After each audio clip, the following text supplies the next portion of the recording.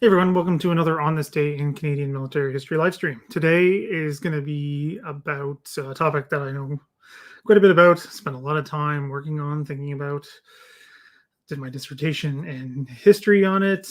Just recently defended that only a few months ago, and so it's a topic that I think I know probably the best in terms of this. So today it's going to be a Ask Me Anything live stream about the Battle of Hong Kong. Today is the 80th anniversary of the start of the battle on December 8th, 1941, when the Japanese attacked the British colony on the mainland. That's when the attack began and how it began. So I'm just going to do a quick little rundown of how that went. So, the colony in Hong Kong had a position on the mainland. It wasn't just the islands. Like it is today, it is still relatively the same size. So the Japanese attacked what was known as the Gin Drinkers Line, the main defensive line of the colony. That position quickly fell based on some pretty dashing actions by the Japanese. So there was lots going on there. Sorry, I just got distracted again by Alex's comment. Then the line fell very quickly. So all the troops started to fall back to Kowloon and then onto the island itself. The Japanese shelled, bombed, harassed the island for a good week, and then made the crossing from the mainland to the island on the night of the 17th, 18th. So, and then that's when the real kind of heavy fighting started on the island, particularly for the Canadian troops.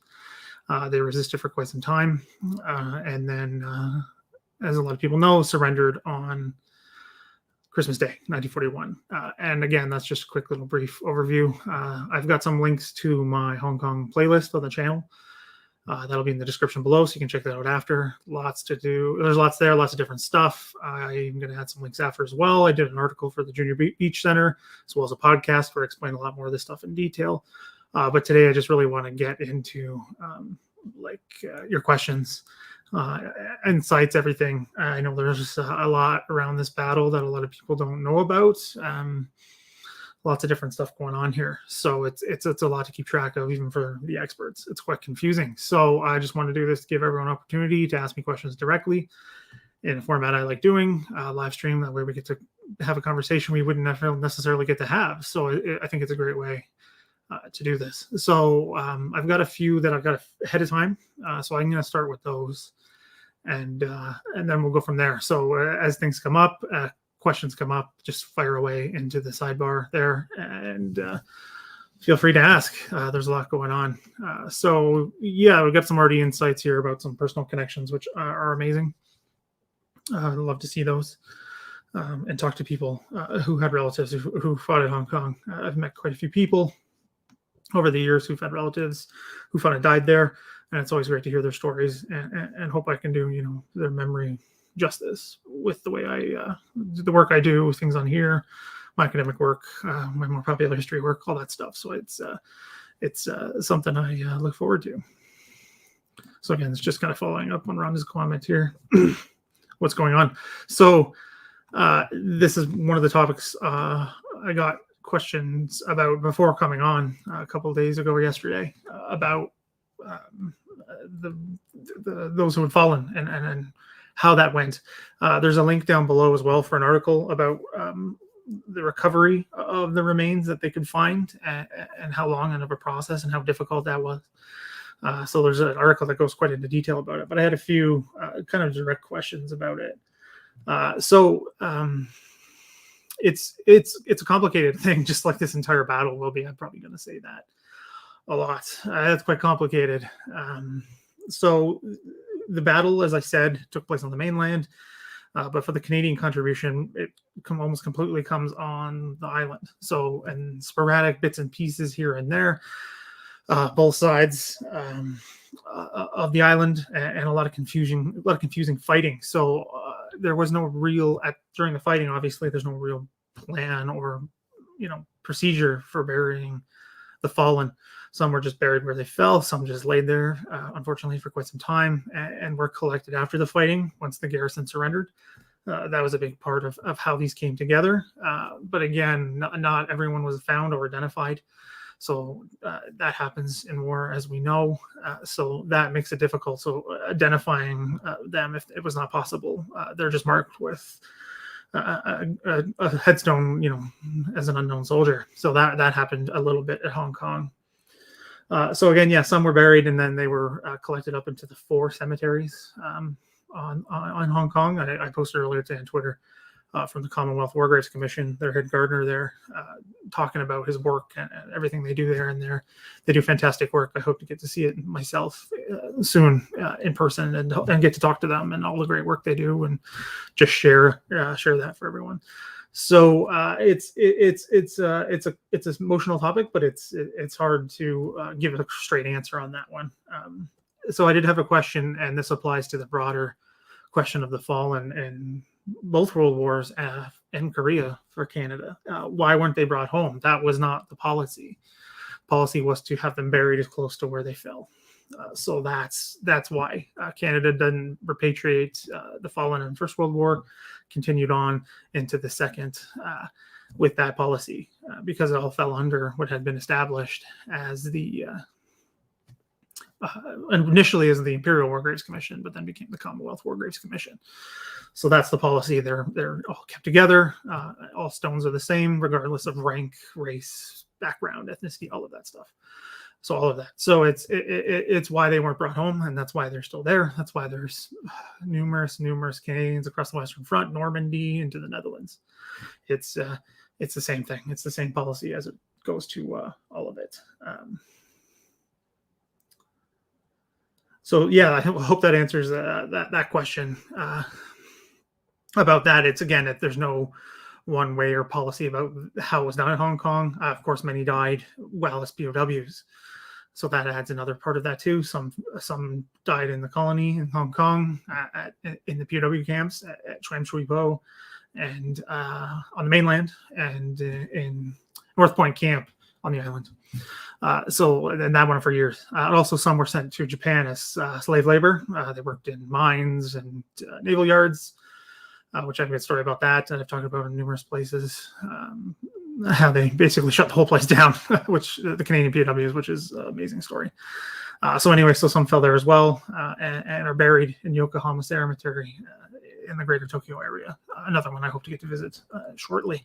So that's again, they're spread out, but they're all following under the Common War, the CWG's protection and care into perpetuity now. So it's another one of those. So hopefully that answers the question.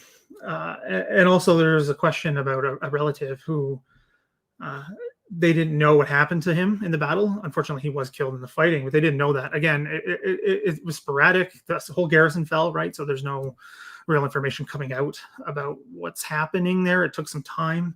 There was a question if the Japanese withheld information. Not specifically. Sometimes it was difficult because obviously you're at war, and of course and people wanted me to bring this up too, is the terrible conditions that the POWs lived in under the Japanese, and they did try to keep that a secret. They tried to lie about it to neutral powers like those from Switzerland and Sweden and the Red Cross.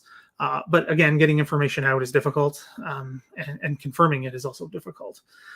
So that's why it took some time to guarantee what had happened to somebody, right? So that's part of this. So normally the Japanese would report who had lived and who had died. It took a long time, and they were reported through the Red Cross, either through Switzerland, usually through Switzerland, and then the Swiss would communicate it to the British or Canadians, and then that's how they would know. So again, yeah, this took years.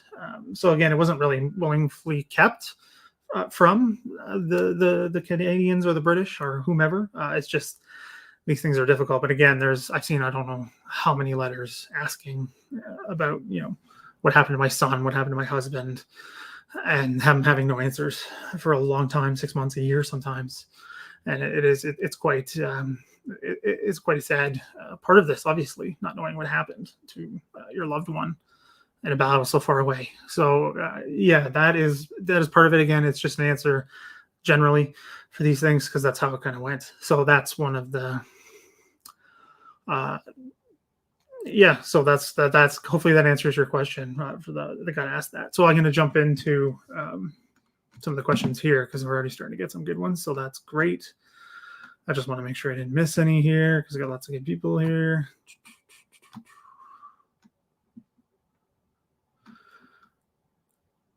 Yeah, this is a cool story. I talked about John Osborne in a Twitter thread today, last night. Yeah, last night. It's still up. You can find it. That's really cool. It's an amazing story. The citation and everything is available online. It's easily found if you just Google him. Okay, so this one's it's a difficult question. I did a live stream about books about Hong Kong. And that's linked in the playlist down below as well, so you can check that out after, and my thoughts on 5 books that I really had an impact on my own work. So thanks, Michael, for that question. As I've said before, and again, I have some new viewers today, which is amazing. So thanks everyone for watching again and jumping on. It's a difficult question for me to answer because there's not one book that I really recommend as like the be all end all on Hong Kong or really an authoritative text on this. There's been an issue in the historiography with all kinds of missing information, things left out, accounts made up, literally just to prove some sort of point or an objective. So though, like a really good solid text is missing. One I do recommend, it's a bit older and can be sometimes hard to find, but it's fairly good, is Hong Kong Eclipse by Endicott. His is a pretty good one from the 70s though, so it's a bit older, and obviously before the handover, which back to China, which has changed a lot in how we view these things. And also the works by Oliver Lindsay. His are pretty good, but they're a bit older. They're missing some stuff. New stuff has come up. There's new ways to that have looked at this, new documentation, new stories that I even found that I'd never heard of when I was doing my dissertation, particularly those in in Britain, at the archives. So the one I do recommend, but it's not a traditional book in that sense. It's not a narrative. It's not it's not an academic text. It's not arguing XYZ about, Battle of Hong Kong. It's not laid out in a narrative style per se, but it is an excellent resource, and it covers all kinds of stuff. But if you're just looking for a book to curl up with by a fire or something, it's not the best one for that because it's broken up into different things. But it's not the slightest chance by Tony Banham. It's a great book, but it's more of a resource or a reference text. He talks about literally what happens every day, like a blow by blow, as much as he could, the details of all the things that are happening from the start of the battle on to the end of it. It's an amazing source. He spent years and years and years putting this together. It's fantastic. There's a section in there about those who fell on those days as well, and trying to bring it down to the level of where that happened and trying to understand the circumstances of each of those soldiers' deaths. All of them, right? The Indians, the local defense forces, the Canadians, the Brits, everybody. It's amazing. And also there is a section on like an annotated bibliography, basically, but for every source, every secondary source that had been written at the time of the publication. I mean, there's been some added now, my dissertation included, and some other stuff I've done, and things like what my supervisor, Galen Pera, has done. And there's a lot of revisionism going on, which I could probably talk about a bit later. But some things have changed since then. So it's a good text for that. But it's a bit older, right? So it's missing the new stuff. So if you want like an authoritative, the best one that you can for the detail, you can't go wrong with Banham's work. But again, it's just missing some pieces, and so I guess that's the best I can do. I wish there was like a definitive text I could be like, go here, read this. But it's just that's the way the field developed, unfortunately. So I've got a question here. Sorry, I'm just reading it. Yeah, that's a really good question here from the Great Dominion. It's a complicated one that I looked at for a long time trying to understand a lot about. Yeah, because it's a good question, right? Like they send ground forces in, right? Why not naval or air forces, right? Planes or whatever. So they tried. The commander there, A.E. Gressett, who I've talked about also as well, about why Canadians were sent there. He's trying to get as many resources and assets as he can. He just keeps getting ignored. They don't want to put resources, first of all, into the Far East generally, really, for his entire time there. He was there as commander from 38 or 37. I can't remember off the top of my head. But for years and years and years, he's trying, and it all falls on deaf ears, right? Land forces, air forces, naval forces, anything. He wants anything and everything. He wants 1 battalion, 2 battalion. He tries to get planes. He tries to talk to his contacts. The RAF goes nowhere. The Royal Navy wants really basically nothing to do with him. But again, I've seen these letters, and he keeps asking, and nothing. It's only when he leaves command and comes through Canada does he find some, fertile ground for his ideas. About how, about what can be done to reinforce Hong Kong. And then again, it's only 2 battalions, which is not much. Another thing I found interesting in my research for my dissertation, again, looking at the archives in Kew, the National Archives there in Britain, is Brooke Popham, who was the overall commander in the Far East, was doing the same. He wanted anything he can get on. He wanted whole divisions. He wanted more naval assets, which they had moved out to Singapore. Hong Kong was left with hardly any, a couple of destroyers, and some more torpedo boats that did some great fighting, did some real damage for what they had. They were really punching above their weight, but when you've only got a few, you can only do so much. And again, as Brooke Popham was in the Royal Air Force, he's really pushing for air assets. One of the major problems with Hong Kong and why the airport is still not on the island, you can't build a good airstrip on the island. It's so mountainous, it's so condensed, it's too difficult. So there was concerns that, if we build a major one or put all these resources outside the island, they're going to be well within striking distance of Japanese artillery in what is occupied China, but also that they'll fall quickly.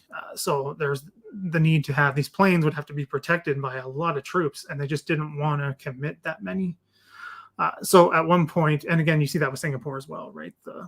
The need to defend the airfields and everything out there, and all the problems that leads to in Singapore. But Brooke Popham's so desperate towards, especially as war clouds are gathering in late 1941, especially after all the sanctions and all of that, and the American visits and everything. He wants literally just crates that were used to transport planes, nothing in them, to try and trick the Japanese into thinking that the colony, that Hong Kong, has way more air resources than it does. He doesn't even get that. They don't even give him that. So it's an issue of throwing resources into an area that'll quickly fall, which is a major concern, and why they're not beefing up these resources. And they're scared that the colony will fall rather quickly, which is of course what happens.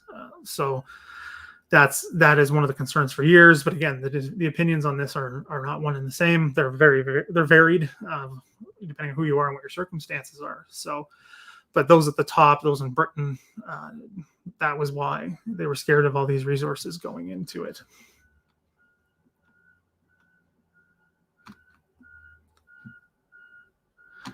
Yeah. I mean, it's this isn't really a question, but it's something I can talk about. So for those of you who don't know, those who aren't Canadian, there's this really popular series in Canada put up by Historic Canada, a private organization that does what they call them Heritage Minutes. They used to run on TV when I was a kid. They're literally like a minute. It's about a Canadian event. They did one for James Naismith for basketball. They've done ones for all kinds of stuff, the Valor Road, Victoria Cross winners, all kinds of different stuff. They did one for Hong Kong, and again, it conflates 2 different events. I talked about this on Twitter last night, last night, and it's combining 2 acts that were nowhere near each other, which had nothing to do with each other, into one tiny little clip, and it's very misleading. And yes, I think it is a conscious choice about why they went and did so. It's an issue of timing. Yeah, I get that. And the 2 well-known stories, right, of Osborne, who wins the Victoria Cross for jumping on the grenade, which you can see in the Heritage Minutes, and Lawson, the Canadian commander, being killed as he runs out of the outpost he's in. Both of those are shown in the Heritage Minute. But again, those did not happen near each other. Lawson's killed at the Wong Nei Chong Gap in the middle of the island. Actually, I can show you where these things actually happen, because I pulled up a map real quick. Just give me a second here.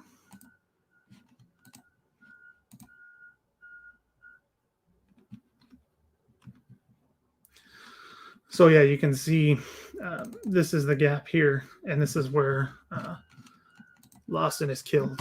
And again, just as a really good aside, an aside real quick, but the maps and the official history are fantastic, and are amazing. So anyway, yeah, so this is where that happens. And then Osborne is killed on Mount Butler after taking the summit of the mount, and then retreating back after being overwhelmed. And then again, they're forced into a building. He starts chucking grenades out, can't get to one, and jumps on it and lands, tells everyone to get away, and is instantly killed. And then as he wins the Victoria Cross for it, and the only one of the battle. So it's, again, these two events have been put together. I think it's a conscious choice, like Alex says, but it's very misleading, I find, because that's not what happened. I mean, this stuff was well known at the time this Heritage Minute was made, and it seems to be a choice that's really confusing and misleading, and it's unfortunate in my opinion. Yeah, okay, and then this is a really good point from Great Dominion again. Is the Great Dominion is that it's isolated, and it is, and that was a concern, right? That they'll be too far away to reinforce and all of that. It's a difficult thing to supply this place because it's nowhere near Singapore, right? Which was the main focus of Britain in the Far East by this point. That's why Malaya had so many divisions sent there, where Hong Kong is 2 weak brigade groups, right? It's an important indicator of that. And again, it's quite a ways away, and it's near a Japanese power, which is problematic, right? So it's an interesting thing to keep in mind in all of this. But again, when I always get talked to about this and trying to understand the context of, reinforcements, Canadians being sent there, all of this, there's two important things to keep in mind. Is we only know it fails with hindsight. Yes, it would seem likely that this would happen, but they don't know it's going to be attacked. It's not a guarantee. They don't even know if Japan is going to go to war with Britain. They think they might just go to war with the United States. They might just bypass Hong Kong. They don't know. You don't know that until after. But also an important thing to keep in mind throughout all of this, and I think it's something that gets lost completely in the various things that have been written and done with the Battle of Hong Kong, is they were trying to deter Japan. I think that was a good thing. They're trying to stop Japan from escalating its war in East Asia. There's already a war going on in Europe and North Africa and the Middle East and everything that entailed. They're trying to stop another war. And of course, the invasion of the Soviet Union had happened at that point. So that's another important part of this, is they're trying to stop them, the British. And when I say they, I mean British and Americans. And Canada is following lockstep with Britain and the United States for, I think, obvious reasons of why they would do that. So this is why they're willing to support this act of deterrence. There's no question that it's a difficult and dangerous position, but again, they didn't know it was coming. They thought they were going to have at least months to get ready for any possible attack, and there would be more signs. But again, there wasn't, and that's something I think we forget, is that they were trying to stop war. It just didn't work.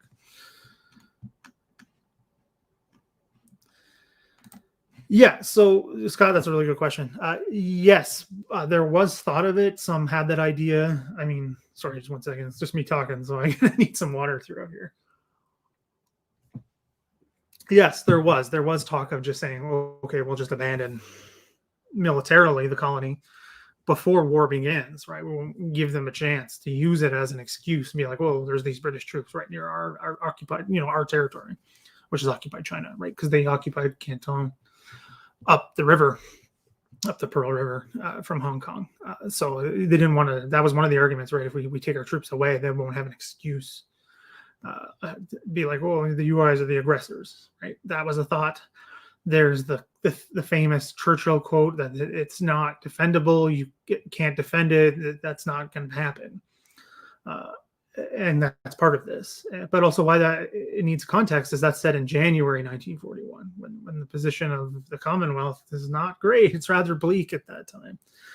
And again, things change between early 1941 and late 1941. Of course, like I just mentioned, you have the invasion of the Soviet Union and Germany pouring all their resources, not all, obviously, a good chunk of resources into that fight, and Britain wanting to keep the Soviet Union in. So they have to worry about these things. Like, we have to show them that we're going to fight. And when I say they, it means all kinds of different people. It means the Japanese, it means the Soviets, even means the Americans, right? Because the Americans are reinforcing the Philippines quite a lot in the run up to war, and they want to show them that, hey, this is what we're willing to go and fight with you. Like, this will happen. Like they say, if just the United States is attacked by Japan, we'll join the war.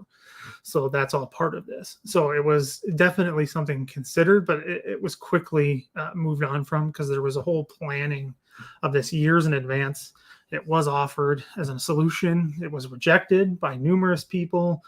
The CDI, the Committee of Imperial Defense, which was just an advisory body, but they discussed this at length multiple times, and they reject that as a reason, and as a plan to put into place.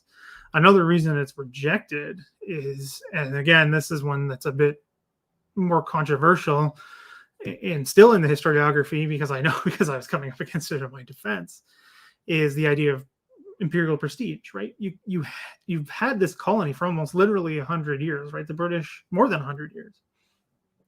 The British have been established in Hong Kong since 1839 during the Opium Wars. You can't just abandon this colony at the first sign of trouble, right? That's going to make you look bad, particularly to your colonial subjects. Obviously, the colonial rule is awful and terrible. It's not defending. I'm not defending colonialism at all. It was awful for a lot of people, particularly even in Hong Kong, which doesn't get talked about. I mean, it was not nice for the people under the British rule in a lot of ways. Again, the Japanese were worse, as we learned, but the British were not exactly kind. But anyway, so you have to keep up this image, right, of the powerful imperial power. Right, you have to do that to the people there. You have to do that to the other colonies, right? You have to be like, okay, well, if we're not going to defend Hong Kong, are they going to defend us? That sends a message to India, Singapore, Malaya, other parts of the world, right? And that is one that they could not get past, right? We have to defend Hong Kong, because if we don't defend Hong Kong, we're going to lose control of the empire. And that was a huge concern, obviously. As a lot of you know, I know the Second World War very well. And concerns of empire were huge in Britain during the war. Those don't go away, right? And as we know, the Second World War is what starts the process of really bringing down the British Empire.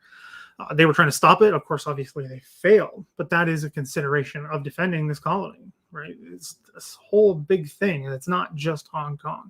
It's not just the situation on the ground. That's part of this, and it's a part that I think gets forgotten, gets brushed off a little too quickly by people who are looking at this. It's that's a mistake to think about it that way. But again, that's a great way to frame this, Scott, is with your question there. It's great about how, well, are we just going to demilitarize? The Channel Islands are a different circumstance, right? They're part of Britain. Again, I don't know the actual political outline, or say the political structure at the time, but also it's easier to evacuate the Channel Islands, right? And they're closer. It was easier to do so and get kids out. I mean, the kids and people and civilians, they tried to get some of them out. Same with Hong Kong. They tried to get some of them out. They did. It was all just usually white people, unfortunately. For those who did want to get out, it was only available to those of European descent. But it's more difficult to abandon this colony outright, right? It wasn't easy. There was lots of people in the colony too. It was swelled because of the war in China. Refugees from China had poured into Hong Kong, trying to avoid the Japanese and basically the brutality that they meddled out across China, and they're trying to escape that. It's another consideration too. They can't just abandon all these people, and in some ways they did, in some ways they didn't. But again, it's not a clear-cut thing by any means.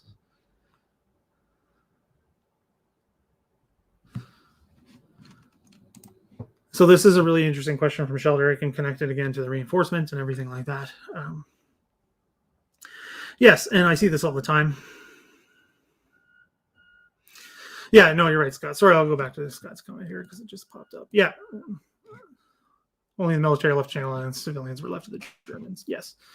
Maybe I'm just misremembering, but I thought some children were also evacuated from the Channel Islands. But I could be misremembering. So anyway, yeah. So sorry, this is an interesting point brought up by Sheldrick. Is like sending troops, ships, planes to Europe, which could be argued was in Canada's interest. I don't necessarily take issue with that first part of that sentence. And this is not even about your comment, Sheldrake. It's just generally what that even means. It's interesting because, and then saying what you follow up with, I've also seen this, I don't know how many times, is the reinforcement of Hong Kong is empire driven. It is and it isn't. I mean, the war in Europe, what's going on in East Asia are not separated in people's minds of the time, right? They are one and the same, right? Canadians still have a connection to the empire. They're still thinking of themselves as British in a lot of ways. A lot of them do. There's no Canadian citizenship, right? They're still British subjects until after the war. That's an important thing to remember. We talk all the time about this becoming a nation, the First World War, and all this stuff. And it's just most of it's not true. Like the whole Vimy thing is just completely, we talked about this before on the channel, but it's just completely wrong. Like it's not how that happens. But also the inner warriors and all of this going into the Second World War, this stuff isn't gone, right? This connection to the empire, like it's still part of this, right? The Union Jack is still the Canadian flag. It's not. We're not separate in all these ways. Like even legally, not even separate until 1931, when Canadian can finally have control of its own foreign policy. Like it's not legally. Obviously, it was earlier. I know that. I know about 1926. So don't jump on me. But speaking and in terms of people's minds, right? Britain, we are Britain. We are part of Britain. We fight with Britain because their concerns are our concerns. Of course, Canada has its own concerns. Canadian politicians have their own concerns.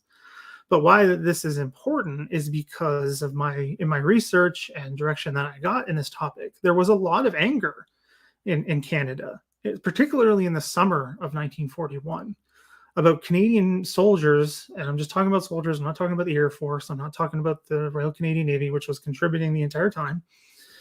That the Canadian Army is not doing anything. Yeah, they're defending Britain. That's great.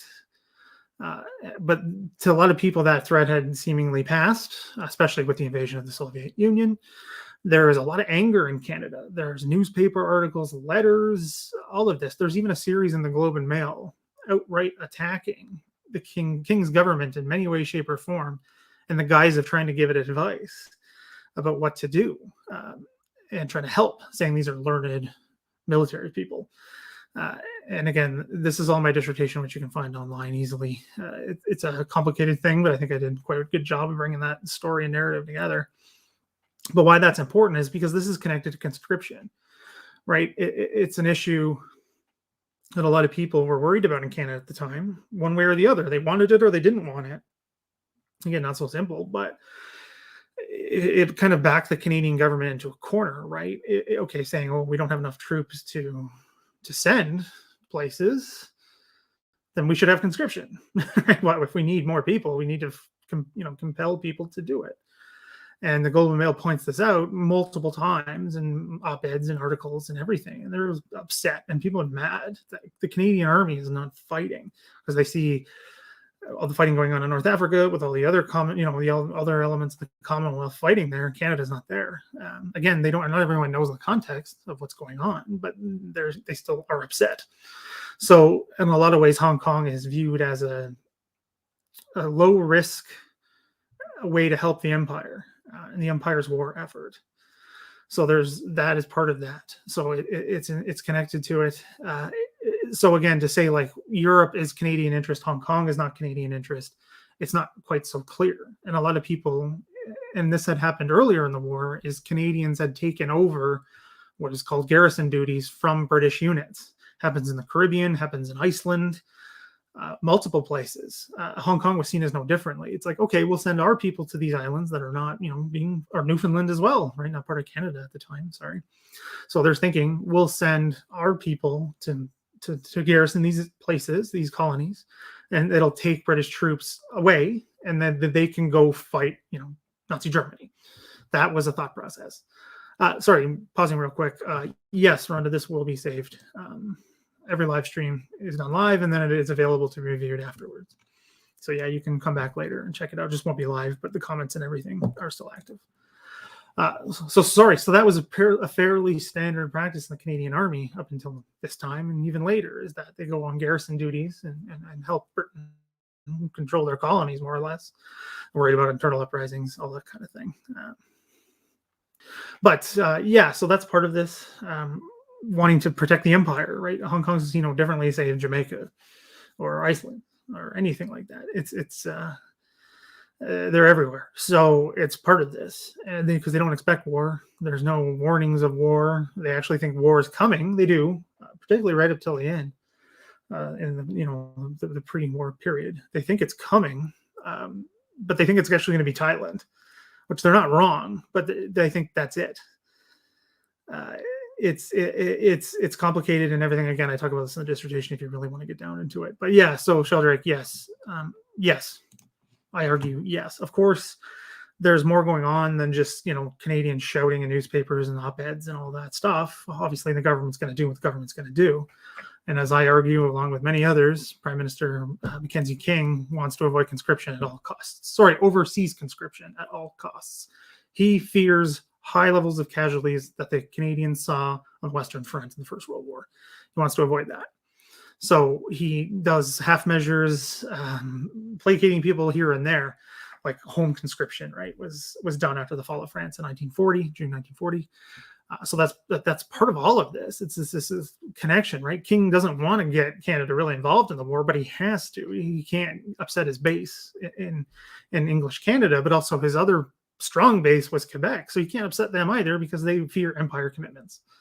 But if you just do small things, it's going to placate everybody, right? So I do argue, yes, that this is a late 20th century way of thinking about it, saying it's Canadian interests and not Canadian interests, like somehow, helping, only having troops in Britain serves Canadian interests, when actually putting Canadian troops anywhere and everywhere they can really does help Britain.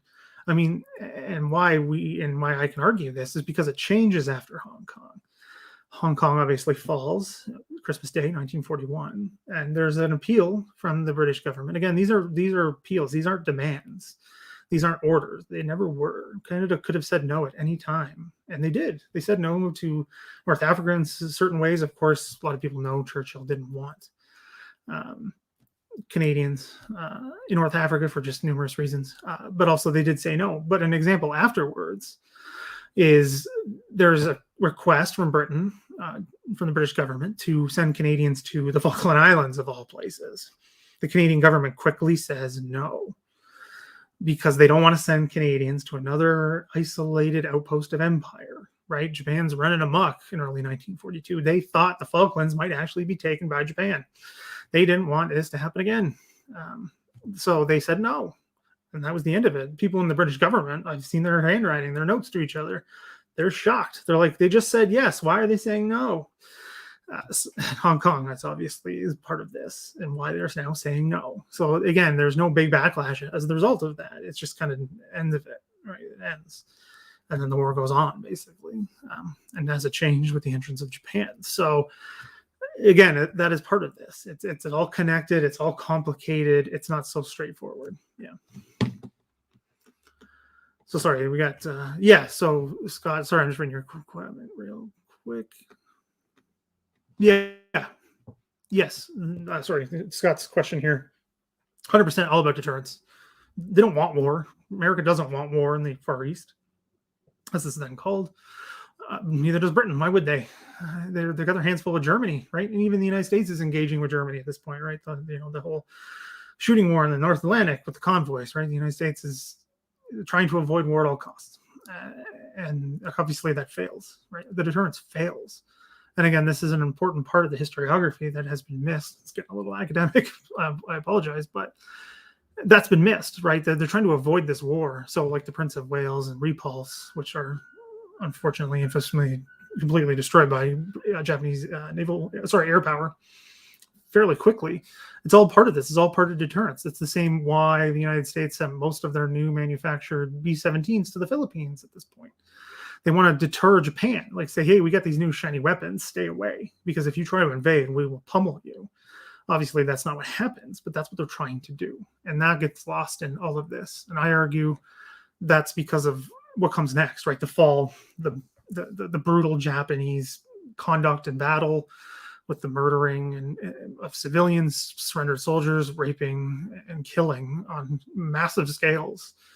and the brutal treatment that the prisoners of war face, like that informs how we view it now, right? Like when we know that that's what's going to happen. So we think about this as them being sent to their deaths or to brutal conditions. They don't know that at the time. Yes, they've heard of the Japanese brutality in China. They think that's just because, again, racism here. They think that's just the Chinese. It's just directed at the Chinese.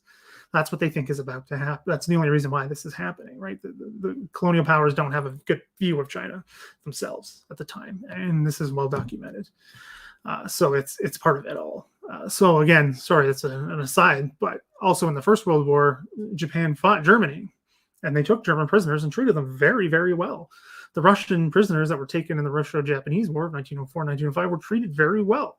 They did not expect this to happen, and then it did, and it just became brutalized. And then, as lots of scholars have talked about, particularly the American War and the fighting in Burma and India, is brutalized, right? It becomes that way. So they don't know that's coming. We hindsight all of this, and that's a mistake.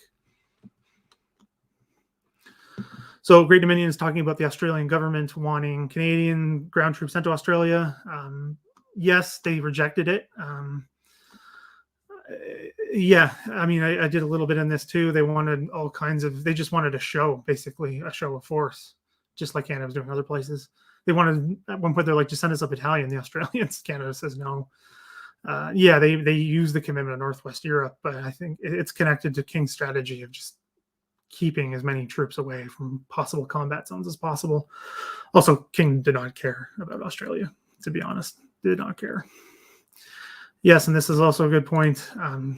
King's, this limited liability policy, Air Force and Bomber Command ends up taking huge numbers of casualties, which a lot of us do know.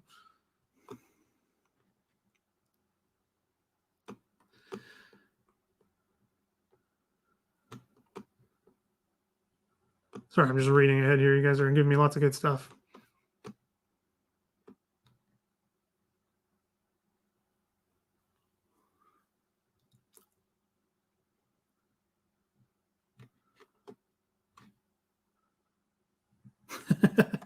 About the Australian comment, that's good. Yeah, they need to fight those American troops in the bars. But again, I don't think the Canadians would have joined the Aussie side, to be completely honest with you. And because of Hong Kong, because they were there for a few weeks, right? They land in November, mid-November, early-ish November. And there's all kinds of brawls in the bars for weeks.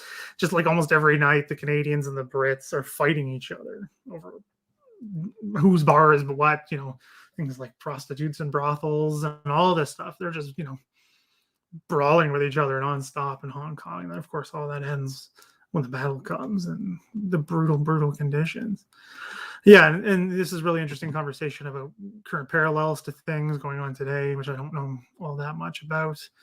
But it's an interesting line to be drawn. And that does remind me of another thing about Hong Kong.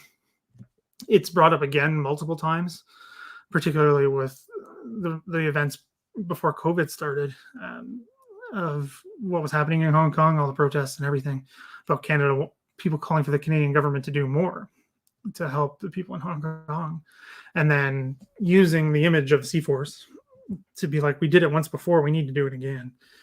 So that's how you see these things still impact our daily lives, right? It's an interesting one. Part of all of this, again, and I talk about this in many other sources and many other things, but again, I want to answer your questions. If you guys have more, please fire away. And it doesn't matter if you think they're ridiculous or not, just send them my way. I just want to see if I missed anything. So I had some other questions about just what people wanted to hear about. So people wanted to hear about Gander, Sergeant Gander, as he was, the dog, the Newfoundland dog that the Royal Rifles got while in garrison duty in Newfoundland, near Gander, the famous airport. That's why they called him that. He's a big Newfoundland dog. He's huge. I posted pictures of him on Twitter. Sorry. And yeah, he dies in the fighting. He dies in the battle. Basically getting grenades away from the troops, and then one explodes and kills him. And he's given the Dickin Medal, which is the animal equivalent to the Victoria Cross.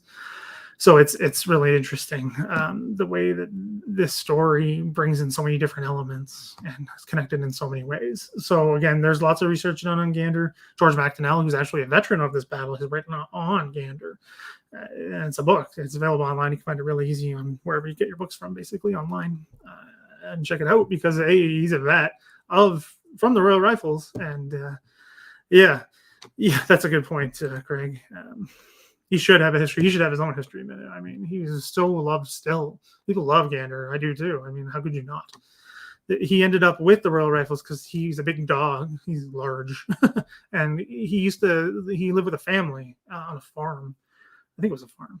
Anyway, at one day something happened. A kid got hurt, so they didn't want the dog anymore. I can't remember if he bit him. I don't think they did. Something happened because the dog used to like pull the kids in like wagons and sleds and stuff because he's a big dog. The kids loved it. So I don't know. I don't really know exactly what happened. The details are sketchy, but they ended up with Gander, and he goes with them to Hong Kong. Like one of the famous photos of Hong Kong, right, of the Royal Rifles on the deck. There's Gander, he's front and center. So he's part of this story.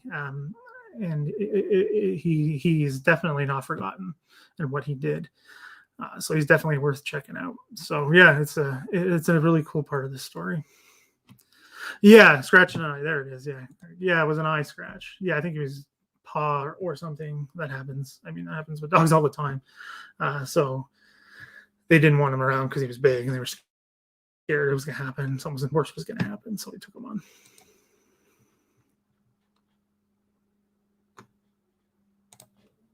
Yeah, oh, great. Yeah, thanks for sharing that. That's amazing, Rhonda. Yeah, it'll be available as soon as it's done. You can watch it right away. So that's good.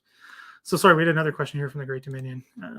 Yes, a lot more, as was the case in a lot of theaters. The Canadians were better paid than the Brits, and yeah, that is part of the tension, right? That's part of the tension. Even this goes well back before this. It's tension of the First World War between Brits and Canadians in France, Belgium, but and then into the second, right? Things like this. I mean, it's a short time period when it's an issue with the payments, right? And that's what leads to the brawls and unit pride and all that kind of thing. But yeah, the payment, they were paid a lot more.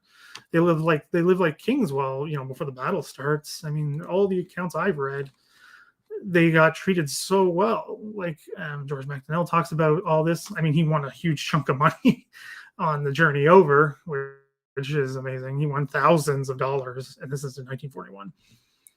He lived like a king. Like he had everything he needed. He got stuff that you would never even get in Canada. I mean, obviously it doesn't last, but other ones as well. They got tons of money. They can take the rickshaws wherever they want and go drinking in restaurants all the time, get whatever they want and gifts for back home. All this stuff, they get access to all these crazy things that they can afford, no problem, because of how well they're paid in comparison to what things cost in Hong Kong. So yeah, that causes some animosity with the British troops who are not as well paid and have been there a lot longer. A lot of the British troops have been there for years, which causes a little bit of anger as well. But again, we don't really see the interplay of this stuff that much, other than a few brawls and that kind of thing. Obviously, if they had been there longer, like they had anticipated, it may have come to a head in more other ways. But again, the garrison fights together and falls together, and they get put into camps together, and that kind of goes away because people come together in these survival situations and work together to survive the brutal conditions that they face as POWs. So again, I don't know anyone who's really looked at it in that sense, but again, it's a short time period. But again, it's talked about a lot, right, of what the colony's like for the Canadians while they're there. It's before the fighting breaks out. It's a really interesting but small part of this.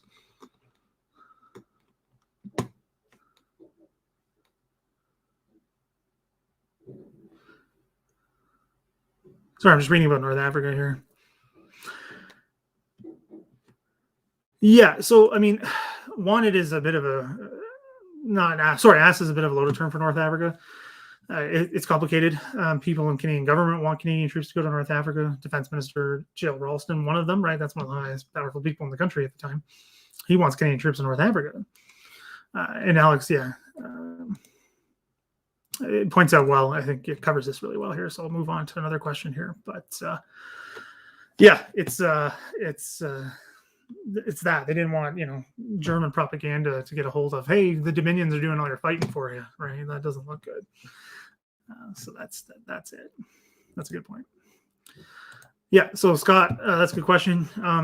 Some not so well. I mean, and acclimatized can mean many different things, right? To the culture, not at all. They're hardly there, right?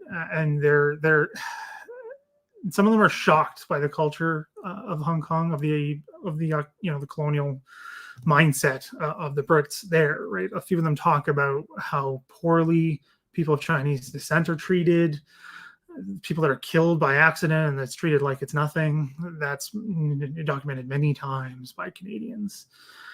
Again, it's some of it's not substantiated in any way, shape, or form. It comes later as kind of part of that narrative of the mean, colonial Brits are killing us. We're cannon fodder to them. They clearly don't care about anybody. That's obviously part of that. The Valor and the Horror does that. Twice, I think, in the episode. Once for sure, they talk about it. So yeah, so in terms of the culture, not really. Whatever way you want to look at that, the British culture, the local Hong Kong culture, not really. And then weather is interesting. Hong Kong has weather changes. Obviously, it's semi-tropical. One thing that's noted, I think is super interesting to me that I noticed that had never been seen before, was one of the commanders on the ground, Cedric Wallace, a British Indian Army officer, complained that the Canadians were wearing clothes that were too heavy, that they couldn't fight properly because they were hot, which is weird. Why would he say that? Well, to begin, that's not true. It was never true. They were in tropical gear. I don't know how many photos mention this. I don't know how many newspaper articles talk about this. They're wearing shorts in all the photos. Canadian troops accounts talk about being cold at nighttime because of the wet. So why I think he said that is he was having a personal row with the Canadians, particularly the Royal Rifles, and everything on how that went. That's, again, detailed in my dissertation. It's a complicated part of all of this. There's major fights about it. It's one point called a mutiny by the Canadians because they're claiming that they don't want to keep fighting, which never happened. But anyway, so that's just really interesting insight to these kinds of things, right? And that's why I dug into it, because he's making this claim that makes no sense. He's saying they're wearing like basically Canadian battle dress.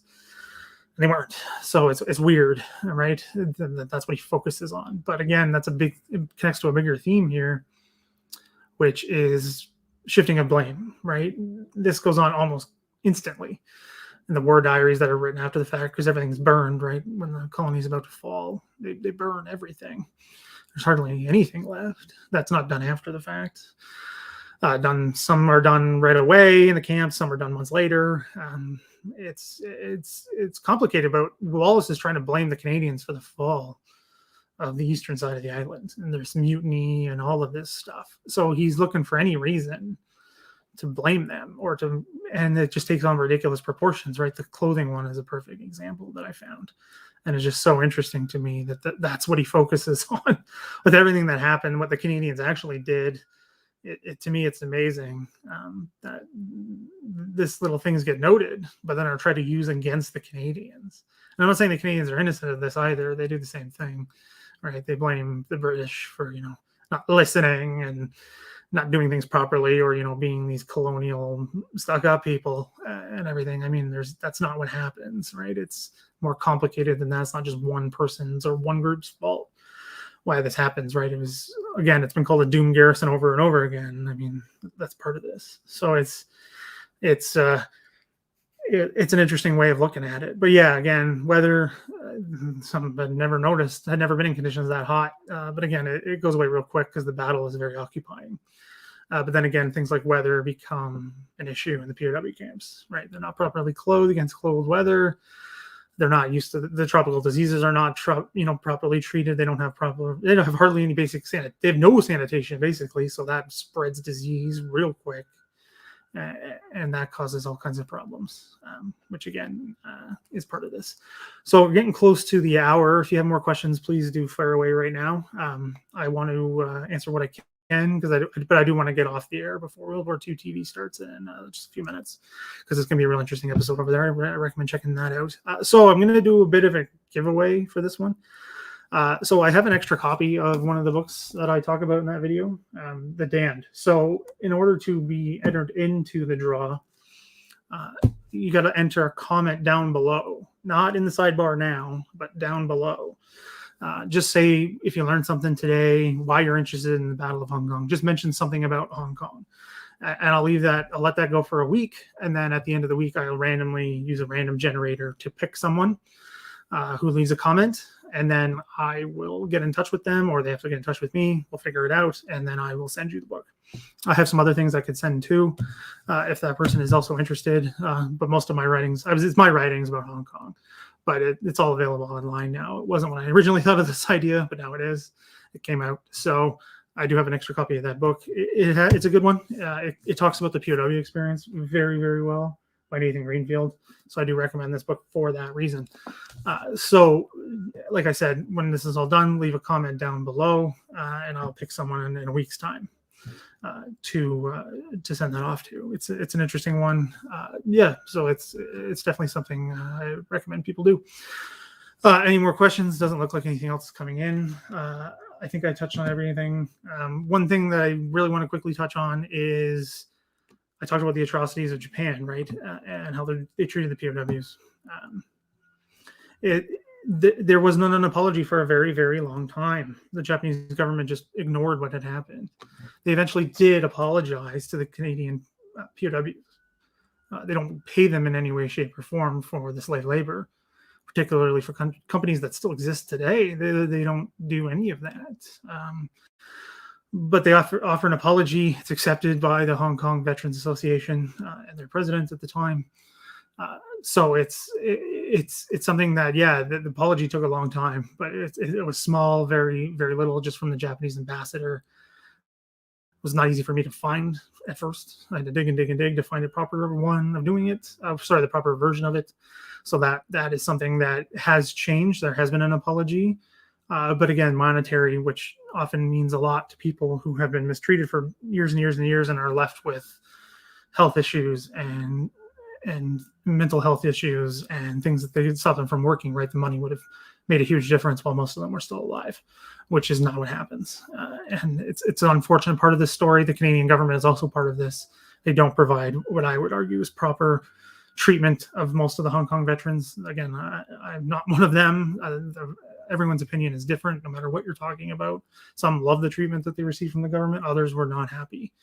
But for my research, the vast majority were not happy, and they wanted more support from the Canadian government and more financial compensation, which most of them never saw, because by the time it happened, they had all passed. Most of them had passed. And it's an important part to remember of this story.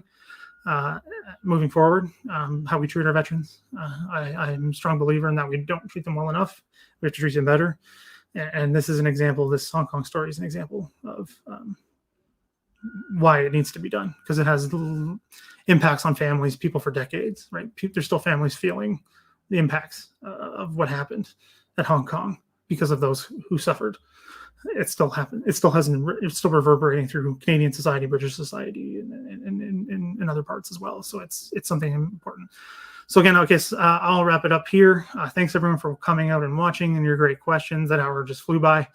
It's always great to talk about Hong Kong, especially on the anniversary day. So if you like my work, please subscribe to the channel. I need as many as I can get. I did the push for 1,000, which I met, which is great. So thanks everyone. More and more subscribers is always good, because it helps more people see my stuff, right? And if you could share and like all the stuff, that would be amazing. And also, if you really like what I do and want to help me keep doing it, you can become a patron, and the link is down below.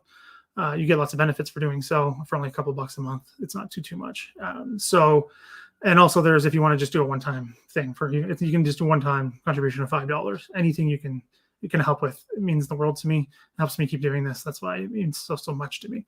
So if you do want to keep seeing stuff like this, my live streams, the videos, all the stuff online, if you want to keep this going, please do consider helping by becoming a patron. And again, I'll finish up by just saying, remember, I'm going to do a book giveaway for about a week. Leave comments below, just anything about Hong Kong, and I'll do a random generator and send it to somebody who wins. I'm not going to put any geographic restrictions on it, just because why not? I'll be nice. It's Christmas season. I'll do some giving. So anyway, just run this real quick. So yeah, thanks again, everyone. Getting some really great comments about the show. Again, if you guys like this stuff, also you can comment about that, because if you guys like me talking about topics, or I can get people on and we can just have a chat type discussion, let me know in the comments as well, or on social media. That would be really, really helpful. Just because sometimes I don't know if you guys are like or what I'm doing or not. I'm not always sure. So just let me know what's going on, or tell others as well. That always helps too. But again, if you like this stuff, please let me know, and I'll keep doing it. I love doing it. I'll talk about all kinds of topics all day long, as a lot of you know. But again, there's lots of links to everything I've done. I'll add some of the stuff I did with the Juno Beach Center. That's now been released. Alex is watching, and thanks again for inviting me on to do all that stuff. It was fun to do and great to do. Bring attention to this topic that doesn't get enough. So again, thanks everyone for watching. Thanks for all the great comments. Thanks for all your support. And go watch World War II TV right now. I'm sure they'll start any second now. So I'll see everyone later.